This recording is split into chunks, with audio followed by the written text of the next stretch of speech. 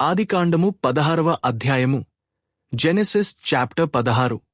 అబ్రాము భార్యైన శారయి అతనికి పిల్లలు కనలేదు. ఆమెకు హాగరు అను ఐగుప్తీయురాలైన దాసియుండెను. కాగా శారయి, ఇదిగో నేను పిల్లలు కనకుండా యెహోవా చేసియున్నాడు. నీవు దయచేసి నా దాసితో పొమ్ము, ఒకవేళ ఆమె వలన నాకు సంతానము కలుగవచ్చునని అబ్రాముతో చెప్పెను.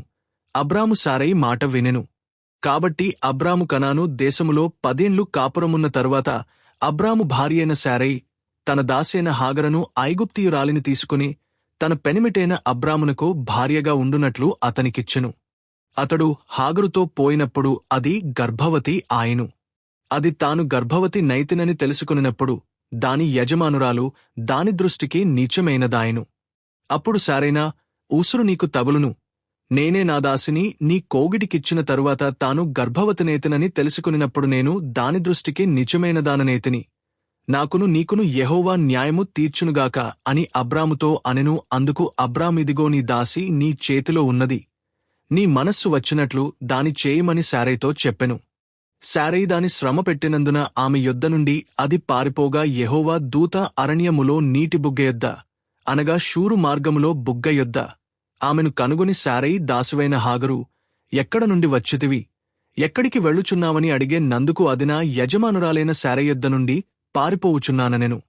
అప్పుడు యెహోవా దూతని యజమానురాలి యొద్దకు తిరిగి వెళ్లి ఆమె చేతి క్రింద అణిగియుండుమని దానితో చెప్పెను. మరియు యెహోవా దూతని సంతానమును నిశ్చయముగా విస్తరింపజేసెదను, అది లెక్కింప వీలులేనంతగా విస్తారమవునని దానితో చెప్పెను.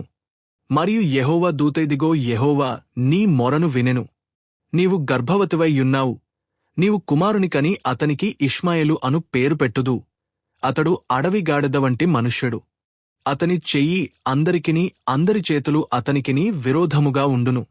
అతడు తన సహోదరులందరి ఎదుట నివసించునని దానితో చెప్పగా, అది చూచుచున్న దేవుడవు నీవే అను పేరు తనతో మాటలాడిన యెహోవాకు పెట్టెను. ఏలయనగా నన్ను చూచినవాని నేనిక్కడ చూచితిని గదా అని అనుకొనెను. అందుచేత ఆ నీటి బుగ్గకు బెయేర్ లహాయ్రోయి అను పేరు పెట్టబడెను. అది కాదేషుకును బెరెదుకును మధ్యనున్నది. తరువాత హాగరు అబ్రామునకు కుమారుని కనెను. అబ్రాము హాగరు కనిన తన కుమారునికి ఇష్మాయేలను పేరు పెట్టెను. హాగరు అబ్రామునకు ఇష్మాయేలును కనినప్పుడు అబ్రాము 86 ఏండ్లవాడు.